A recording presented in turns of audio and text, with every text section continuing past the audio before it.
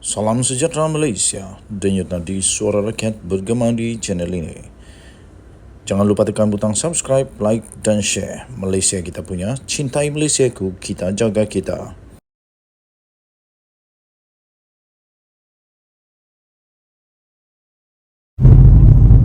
Salam sejahtera Malaysia, denyut nadi suara rakyat terus bergema di channel ini.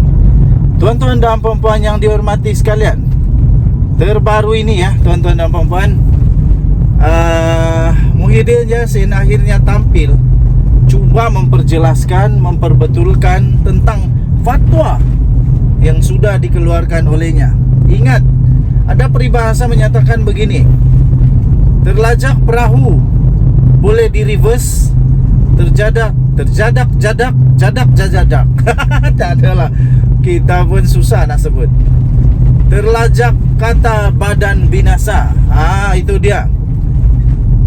Setelah sekali kita sebut, ingat sekarang ini Muhyiddin kena sedar. Mungkin Muhyiddin masih lagi di tahun zaman 70-an, 60-an. Dia ingat bila dia cakap hari ini, orang hanya perlu tulis dan kadang-kadang terlupa. Mungkin Muhyiddin lupa bahawa apa yang dia buat itu dirakam dan di live seluruh Malaysia. Jadi dalam penjelasan tersebut, salah satu penjelasan yang disebut oleh Muhyiddin Yassin, dia kata dia yakin yang hadir pada ketika itu faham apa yang dia cakap. Persoalan saya ialah, apabila itu disiarkan di seluruh Malaysia, di setiap media sosial, YouTube, Instagram, Facebook, TikTok, Twitter, apa entah semualah media massa yang ada di dunia ini. Lah ni dia cakap, lah ni juga, lah ni juga orang dekat Amerika boleh tahu. Persoalannya, orang Amerika faham tak apa yang dia sebut tu? Fatwa yang dia kata sebenarnya disalah tafsir, disalah konteks tu, orang faham tak? Bagi saya tak faham. Yang saya faham ialah siapa yang undi PHBN itu haram. Siapa yang undi siapa itu wakil calon daripada yang bukan daripada PN itu haram. Yang itu yang saya faham. Konteksnya saya tak faham. Lepas tu waktu dia keluarkan disebut sebagai fatwa yang tak diterima kebanyakan rakyat Malaysia itu. Rupanya dia ada sebut. Selepas itu dia kata, lepas ni orang tanya, ini dapat fatwa dari mana pula? Rupanya dia sedar bahawa apa yang dia sebut itu boleh dianggap sebagai fatwa. Masalahnya dari mana dia dapat kelulusan itu? Sekarang ini pula Ketua Polis Negara Malaysia lah, ringkas kata, Polis Negara Malaysia sudah pun mengesahkan bahawa dia akan disiasat, diambil keterangan kerana fatwa yang dikeluarkan itu. Saya fikir kalau tak ada yang perlu disiasat, polis tak akan buang masa untuk siasat, tahu.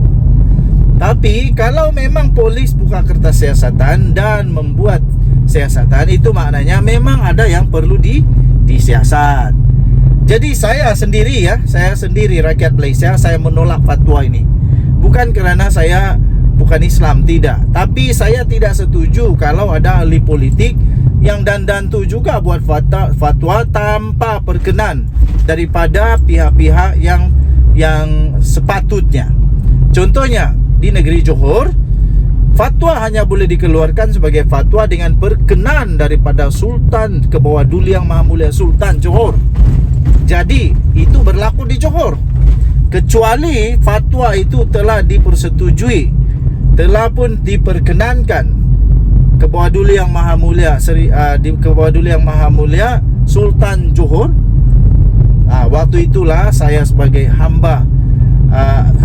saya sebagai rakyat jelata, hamba tetap menerima titah daripada Tuanku Sultan Johor. Tetapi kalau tanpa ada perkenan, saya tak setuju. siapapun yang cakap tentang fatwa yang tak betul, saya tak setuju. Sama ada itu daripada pihak kerajaan ataupun daripada pihak pembangkang, salah tetap salah. Dan itu bagi saya salah lah. Jadi Muhyiddin patutlah bertaubat. Orang-orang yang suka buat fatwa senang-senang, mudah aja buat fatwa, patutlah bertaubat, cepatlah bertaubat. Tak payahlah nak buat fatwa-fatwa lagi. Ada badan khas yang memang telah diberikan kuasa, diberikan kebijaksanaan, keistimewaan untuk dapat mengeluarkan fatwa dengan syarat. Itu pun ada syarat tau. Dengan syarat mendapat perkenan daripada Kebawah Duli Yang Maha Mulia Sultan-Sultan Raja-Raja Melayu. Okey, jadi adakah Muhyiddin akan didakwa di mahkamah kerana fatwa yang luar biasa ini? Hanya kerana tak mengundi Perikatan Nasional boleh masuk neraka ke?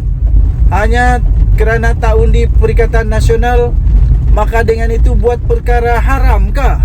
Aduh, itu susahlah. Saya fikir ahli-ahli politik negara Malaysia lebih baik berhentilah daripada yang disebut sebagai menunggang agama ni. Tak kiralah siapapun, janganlah tunggang-tunggang agama lagi.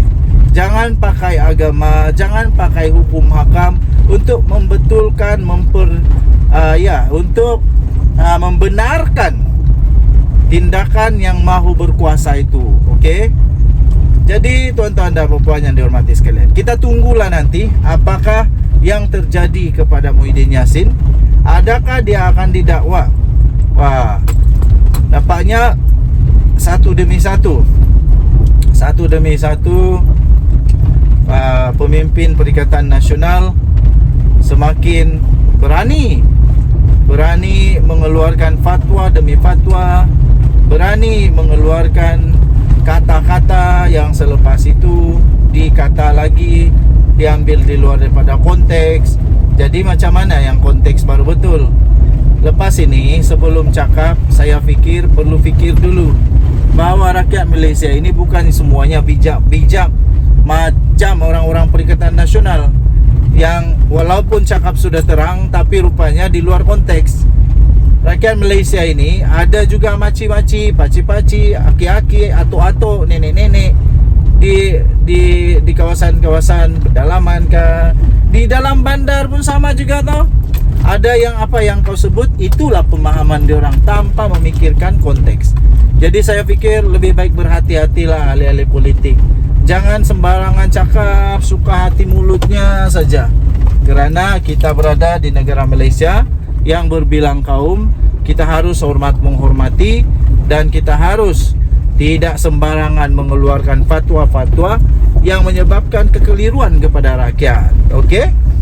Kita jumpa lagi. Jangan lupa tekan butang subscribe, like dan share. Malaysia kita punya, cintai Malaysiaku, kita jaga kita. Bye-bye.